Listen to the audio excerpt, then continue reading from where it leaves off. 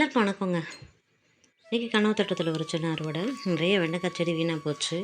மழை கண்டினியூவாக மழை அப்படியே தூறிட்டே இருக்குது. அப்புறம் என்ன பண்ணுறது, அதனால பறிக்கிறது காய் இருக்குன்னு சொல்லிட்டு பறிக்கலான்னு சொல்லிட்டு வந்தோம். பார்த்திங்கன்னா சிகப்பு வெண்டை இருந்துச்சு, 2 3 சிகப்பு வெண்டை. அது கூட வந்துட்டு பார்த்திங்கன்னா ஏன தந்த வெண்டை இருக்கு பாருங்க.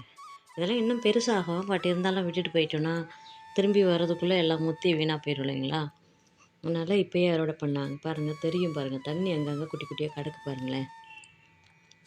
அதனால தான் எனக்கு கனவு தோட்டத்துக்கு வர்றது கொஞ்சம் கஷ்டம். அதுக்கப்புறம் பார்த்திங்கன்னா இங்கே சூப்பரான ஒரு பீக்கங்காய் இருந்துச்சுங்க. ஓகே, சரி ஒரு நாள் சமையலுக்கு ஆகிடும் இல்லைங்களா. அதனால் சரின்ட்டு அது பொரியல், இந்த பீக்கங்காய் தான். அதனால் காலையிலே பறிச்சுட்டு வந்துட்டோம். மதியம் அதுதான் பொரியல் பண்ணோங்க. நாங்கள் 2 பேர் தான் இருக்கோம், பிள்ளைங்களும் ஊருக்கு போயிட்டாங்களா, அதனால் எங்களுக்கு அது போதுமானதாக இருந்துச்சு. அதுக்கப்புறம் கொஞ்சம் பச்சை வெண்டை இருந்துச்சு, சரி அதையும் பறிச்சுக்கலாம், அதெல்லாம் வளர்கிறதுக்குள்ளே வீணாக போயிடும். பாருங்கள், இது வந்து இஞ்சி எவ்வளோ சூப்பராக அந்த மழையில் வளர்ந்துருக்கு பாருங்களேன்.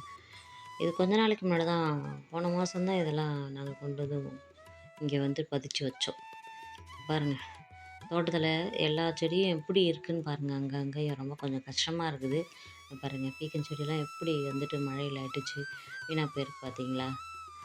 அதனால கஷ்டமாக இருக்குது, கஷ்டப்பட்டு உருவாக்கி மழையால் இப்படி இருக்கேன்னு. அதுக்கப்புறம் நான் இன்றைக்கி அறுவடை பண்ணேன். சிவப்பு வெண்டை, எண்ணெய் தண்டு வெண்டை, அழகான பீக்கங்காய் அடியில் கிடக்குது பச்சை வெண்டைலாம்.